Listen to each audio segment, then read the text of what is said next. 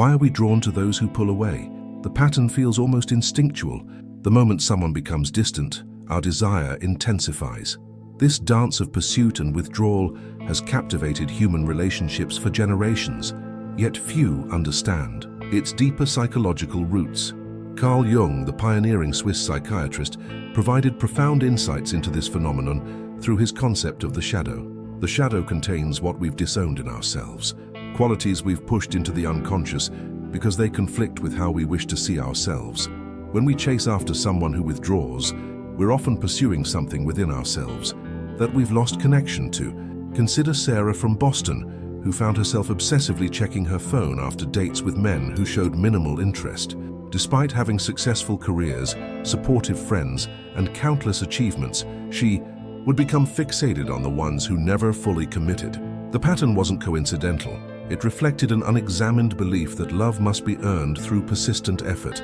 What are we really chasing when we pursue someone who's emotionally unavailable? Jung would suggest we're not merely seeking external validation, but projecting our own unlived potential onto another person. The qualities we find most compelling in others, their independence, their self-sufficiency, their ability to establish boundaries, are often the very qualities we've suppressed within ourselves.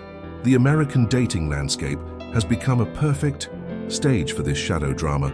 Dating apps have transformed human connection into a marketplace where attention is currency. When someone doesn't invest enough attention in us, we perceive their value increasing. This economic model of relationships reinforces the pursuit pattern, keeping us trapped in cycles of seeking what withdraws. What Jung recognized was that this pursuit is rarely about the other person. It's about wholeness, the unconscious drive towards psychological completion that he called individuation. When we obsessively chase someone, we're often trying to recover disowned parts of ourselves. Think about the last time you found yourself preoccupied with someone who showed inconsistent interest. What qualities did this person embody that you might have difficulty acknowledging in yourself? Was it their emotional independence, their apparent self-sufficiency, their comfort with solitude? In American culture, we often celebrate independence while secretly craving connection. We value self-reliance while longing for someone to see our vulnerability. This contradiction creates the perfect conditions for the pursuit dynamic to flourish. The first step toward breaking this pattern is radical self-awareness. Jung wrote that until you make the unconscious conscious, it will direct your life and you will call it fate. The pursuit patterns we call chemistry or attraction are often unconscious projections seeking recognition. Before chasing external validation, we must confront what we're really seeking. Is it permission to be self-sufficient? Is it the courage to establish our own boundaries?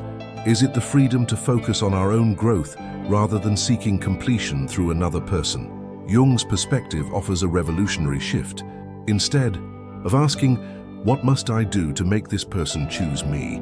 we ask, "What part of myself am I trying to reclaim through this pursuit?" This shift transforms relationships from a shadow dance into a journey toward wholeness. The paradox is that when we stop chasing and reclaim our projections, we become magnetic in an entirely different way, not because we've learned tactical tricks of pursuit, but because we've become more complete in ourselves. This authentic wholeness creates the foundation for genuine connection, not the anxious attachment of pursuit, but the secure bond of two individuals who recognize each other's completeness. The most profound relationships begin long before two people meet. They start in the quiet moments of self-confrontation, when we're brave enough to look into the mirror Jung called the unconscious. This internal work isn't merely self-improvement, it's individuation, Jung's term for the lifelong process of psychological integration that makes authentic connection possible. When we chase someone who hasn't demonstrated consistent interest, we're often avoiding this deeper work. The pursuit becomes a distraction from the discomfort of facing ourselves. It's far easier to obsess over another person's validation than to question why we need that validation so desperately in the first place.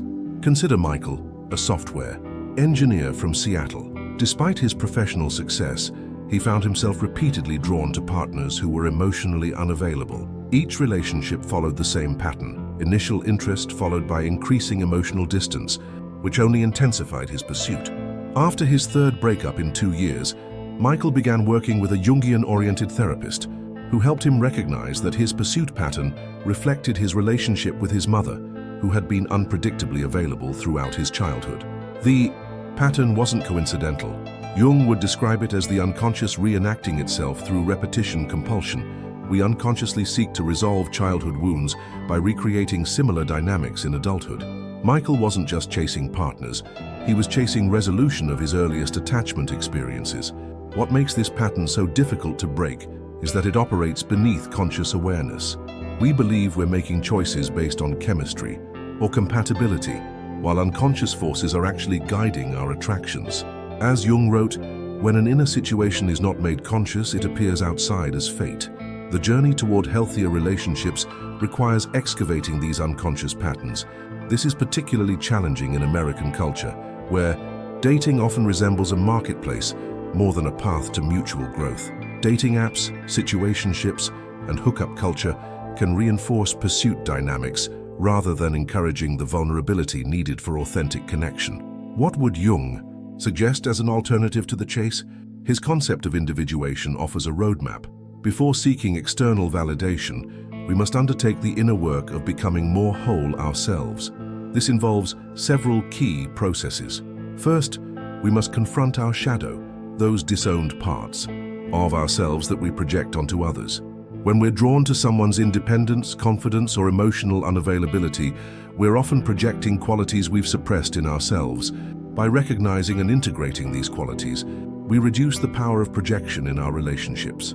Second, we must examine our anima or animus, Jung's terms for the unconscious feminine element in men and masculine element in women. These inner figures often shape our expectations of potential partners.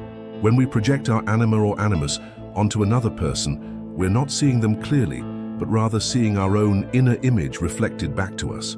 This creates impossible expectations that no real person can fulfill. Third, we must recognize the role of the complex, Jung's term for emotionally charged groups of ideas that shape our perceptions and behaviors.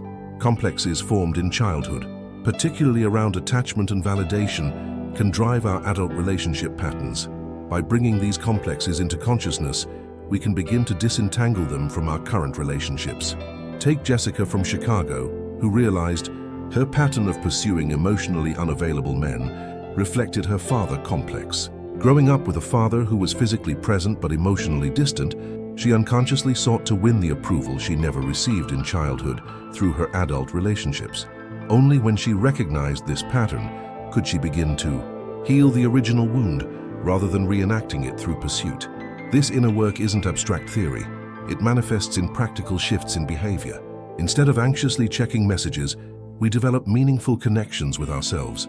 Instead of strategizing how to make someone chase us, we build lives that feel fulfilling, whether or not we're in a relationship. Instead of abandoning our boundaries to accommodate someone else's inconsistency, we honor our own needs and values. The paradox Jung recognized is that this inner work actually makes us more attractive, not in a manipulative sense, but in the authentic manner that comes from genuine self-possession. When we're no longer chasing external validation, we develop a quiet confidence that draws others toward us naturally. This shift creates what Jung might call a more individuated approach to relationships, one where we're not seeking someone to complete us, but rather to complement the wholeness we've already cultivated. We move from the anxious attachment of pursuit to the secure connection of two individuals who recognize each other's inherent value. The American psychologist Abraham Maslow, building on ideas compatible with Jung's, suggested that self-actualized individuals are capable of deeper forms of love, what he called being love, rather than deficiency love. When we're not trying to fill an internal void through another person, we can appreciate them for who they truly are, rather than what they can provide us. This perspective transforms the common dating advice to never chase from a tactical game into a principle of psychological health. We don't refrain from pursuit to manipulate others into chasing us. We refrain because we've developed a relationship with ourselves that doesn't require constant external validation. Jung believed that dreams offer valuable guidance in this process. Pay attention to recurring dreams about pursuit, rejection, or abandonment. These dreams often reflect unconscious patterns at work in our relationships. A client named David repeatedly dreamed of searching for someone in a crowded marketplace, never finding them despite frantic effort. This dream mirrored his waking pattern of pursuing unavailable partners, a pattern that shifted as he became more conscious of its roots in his fear of genuine intimacy. Beneath the surface of modern dating culture lies a realm of psychological forces that Carl Jung called archetypes, universal patterns that emerge from our collective unconscious and powerfully influence our relationships.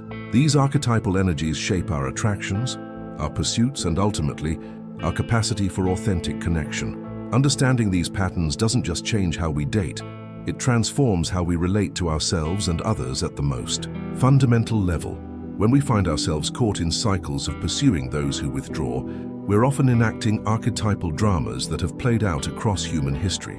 Jung identified several archetypes particularly relevant to romantic relationships, each with its own distinct energy and psychological function. The most prominent in attraction dynamics is the archetype of the lover. This isn't merely about romantic or sexual energy. It represents our capacity for intimacy, passion, and deep connection. When this archetype is operating unconsciously, we may become possessed by its energy, experiencing overwhelming attractions that feel beyond our control. We mistake intensity for intimacy, chemistry for compatibility. Consider Anthony, a marketing executive from New York, who described his attraction pattern as all or nothing. When he met someone new, he would either feel an immediate, intense connection or nothing at all. This polarized experience led him to pursue relationships based solely on initial chemistry, ignoring compatibility in values, goals, and communication styles. The relationships that began with the strongest spark inevitably burned out fastest, leaving him confused and heartbroken. What Anthony was experiencing wasn't unique to him, but reflected the lover archetype operating unconsciously. The intense chemistry he felt wasn't necessarily an indicator of relationship potential, but rather his own projections and unconscious needs being activated. As Jung noted, the meeting of two personalities is like the contact of two chemical substances. If there is any reaction, both are transformed. The strongest reactions often signal not just attraction, but unconscious complexes being triggered. Alongside the lover stands the archetype of the anima animus, the inner feminine in men and the inner masculine in women. Jung believed that we all contain elements of both masculine and feminine energies, regardless of our biological sex. When these inner figures remain unconscious, we project them onto potential partners, expecting them to embody qualities we haven't yet integrated within ourselves. Elizabeth, a professor from Austin, found herself repeatedly attracted to creative, emotionally expressive men who seemed to embody qualities she had suppressed in her academic career. She would become almost obsessively drawn to these men, pursuing them with an intensity that often overwhelmed the relationship. Through Jungian analysis, she came to recognize that she was projecting her own creative, expressive animus onto these men, rather than developing these qualities within herself. The pattern Jung described helps explain why the pursuit dynamic can feel so compelling. When we project parts of our unconscious onto another person, they become not just attractive, but psychologically necessary. They appear to hold pieces of ourselves that we need to become whole. The pursuit isn't just about winning someone's affection, it's about reclaiming disowned aspects of our own psyche. This dynamic becomes particularly powerful when it intersects with the archetype of the shadow, the repository of qualities we've rejected in ourselves. Our shadow contains not only negative traits we don't wish to acknowledge, but also positive qualities we don't feel worthy of embodying.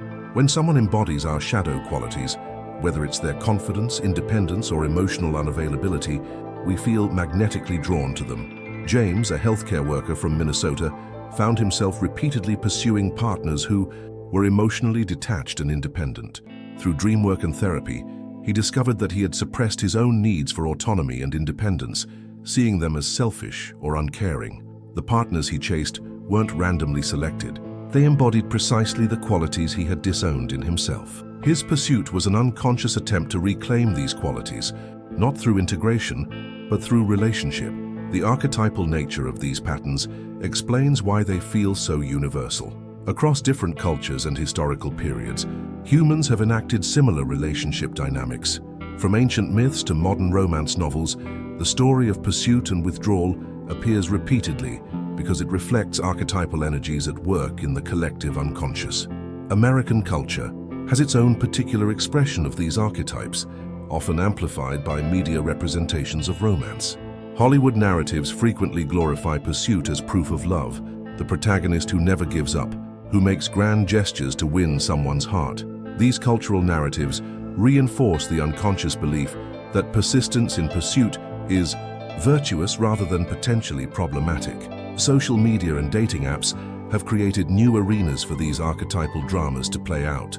The structure of these platforms, with their emphasis on presentation, validation, and intermittent reinforcement, intensifies the pursuit dynamic. The archetype of the persona, our social mask, becomes particularly active as we craft online identities designed to attract others, often disconnected from our authentic selves. Jung believed that bringing these archetypal energies into consciousness was essential for psychological health. When we recognize the archetypes at work in our attraction patterns, we gain the freedom to relate to them more consciously rather than being unconsciously driven by them. This archetypal perspective transforms how we understand the common advice to never chase until. Instead of seeing it as a tactical approach to dating, we recognize it as a profound psychological principle. Before pursuing external connection, we must integrate the archetypal energies within ourselves. What does this integration look like in practice? Jung described several processes that facilitate archetypal integration, all centered around increasing consciousness. Active imagination, a method of engaging with unconscious content through dialogue, visualization, or creative expression, allows us to communicate directly with our inner figures. Through this process, we can develop a relationship with our anima and animus rather than projecting these energies onto potential partners. Rachel, a software developer from San Francisco, used journaling to dialogue with the part of herself that became obsessed with unavailable partners. She visualized this aspect as a character she could speak with, asking questions about what it sought through these pursuits.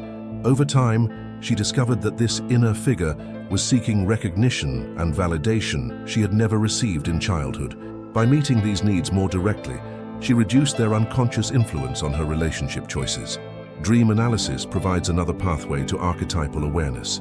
Jung considered dreams the direct expression of the unconscious, offering guidance that our conscious mind might not access. Recurring dream themes about pursuit, rejection, or searching often reflect archetypal patterns at work in our relationships. Michael, whom we met earlier, had a recurring dream of chasing someone through an endless series of rooms, never quite catching them. As he worked with these dreams, he recognized that they reflected not just his relationship patterns, but a deeper spiritual quest, the archetype of the self-seeking wholeness. His pursuit of unavailable partners was a displaced expression of this deeper longing for meaning and integration. The archetype of the self, Jung's term for the organizing center of the psyche that drives us toward wholeness, ultimately governs the individuation process. When we mistake romantic pursuit for this deeper quest for wholeness, we inevitably experience disappointment. No human relationship can fulfill the soul's need for meaning and integration. By recognizing the self-archetype at work in our lives, we can distinguish between human connection and the spiritual dimension of our existence. This distinction becomes particularly important in a culture that often romanticizes relationships as the primary source of meaning and fulfillment. The archetypal perspective reminds us that while human connection is essential, our deepest fulfillment comes through the individuation process, the journey toward psychological wholeness that no external relationship can provide. The integration of archetypes doesn't mean they disappear from our experience. Rather, we develop a conscious relationship with these energies, allowing them to enrich our lives without unconsciously driving our behavior. The lover archetype, when consciously integrated, brings passion and connection without obsession. The anima, animus, when recognized as internal figures, enhance our creative and emotional lives without being projected onto others. The shadow, when acknowledged, provides access to disowned qualities that expand our psychological range. This integration creates a profound shift in how we approach relationships. Instead of pursuing others to fulfill unconscious needs, we approach connection from a place of relative wholeness. This doesn't mean perfect psychological completion. Jung emphasized that individuation is a lifelong process, but rather conscious awareness of our patterns and projections. From this more individuated perspective, the quality of our relationships transforms. We become capable of seeing others more clearly, less distorted by our projections. We can love not for what someone represents to our unconscious, but for who they authentically are. We can remain present with ourselves, even in the intensity of attraction, neither losing our center nor building walls against intimacy. The archetypal understanding also helps us navigate the inevitable wounds that relationships activate. When someone triggers our abandonment fears or rejection sensitivities, we can recognize these reactions as complex activations rather than absolute truths about ourselves or the relationship. This awareness provides psychological space to respond consciously rather than react from unconscious patterns. David, a teacher from Philadelphia, noticed that when dates didn't immediately respond to his messages, he would spiral into anxiety and intensify his pursuit efforts. Through working with the archetypes, he recognized that these moments activated a childhood abandonment complex. By naming this pattern when it arose, he could witness it rather than being completely identified with it. This awareness didn't eliminate the feelings, but allowed him to relate to them differently, holding the activation rather than acting from it. This capacity to hold activation without immediate reaction represents what Jung called the transcendent function, the psyche's ability to hold opposites in creative tension, allowing new possibilities to emerge. In relationships, this means we can experience the pull of pursuit without being completely identified with it. We can feel attraction without needing immediate reciprocation. We can remain in the tension of uncertainty without premature closure. The transcendent function operates not through willpower but through increased consciousness. We don't force ourselves to stop pursuing. We become aware of the archetypal energies driving the pursuit, developing a relationship with these inner figures rather than projecting them onto others. This archetypal perspective on dating isn't merely theoretical. It manifests in practical shifts in behavior. We move from anxious attachment to earned security. We develop the capacity to be genuinely interested in others without becoming obsessed. We learn to distinguish between authentic connection and the activation of our complexes. We become more selective, not based on superficial criteria but on genuine compatibility in values, goals, and capacity for growth. The ultimate paradox Jung identified is that this inner work makes us naturally magnetic, not through tactical dating strategies, but through authentic psychological development. When we're not using relationships to compensate for internal emptiness, we bring a different quality of presence to our connections. We become capable of genuine interest in others, rather than anxious self-absorption disguised as interest. Thomas, a consultant from Denver, described the shift. "I used to pride myself on being a good listener, but I realized I was only listening to figure out what to say next or how the person fit into my needs. After doing this inner work, I found myself genuinely curious about others in a way that wasn't strategic. Ironically, this made me much more attractive, but by then, attraction wasn't my primary motivation." This shift represents what Jung might call a move from ego-centered relationships to self-centered relationships, connections aligned with our deeper authenticity rather than our social masks or compensatory needs. Such relationships have a different quality, less dramatic perhaps, but more sustainable, less intense at first, but deeper over time. In American culture, where dating often emphasizes immediate chemistry and excitement, this perspective offers a revolutionary alternative. It suggests that the most fulfilling connections may not be those that feel most compelling initially, but those that allow for genuine growth and recognition over time. The archetypal perspective doesn't reject chemistry or attraction, but places them in a larger psychological context. It recognizes that what we call chemistry is often the activation of unconscious complexes and projections. By bringing these activations into consciousness, we don't eliminate attraction, but transform it, from unconscious compulsion to conscious choice, from projection to recognition, from pursuit to presence. This transformation doesn't happen overnight. Jung emphasized that individuation is a lifelong process, not a destination we reach once and for all. The archetypes continue to influence us, but with increasing consciousness, we develop a different relationship to their energies. Less identification, more dialogue; less possession, more partnership.